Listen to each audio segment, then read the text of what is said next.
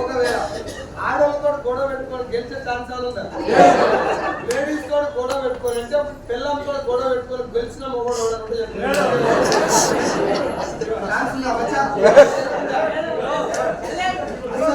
లేదు.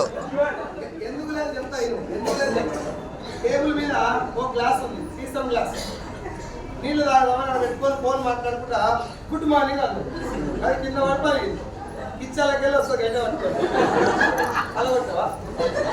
మొన్నంటే వాళ్ళు అంత ముందంటే వాళ్ళు నీ బతికే ఇంత, నీ కంగారే ఇంత, నీ వంచలే ఇంత, నీ పుట్టుకే ఇంత. ఏమన్నా తిడదామన్నా కూతురు పోరాడుకోవడంలో నీ వంశాన్ని మొత్తం నువ్వు ఏం మీకలేక దండం వేసుకొని సారీ అని చెప్తావు.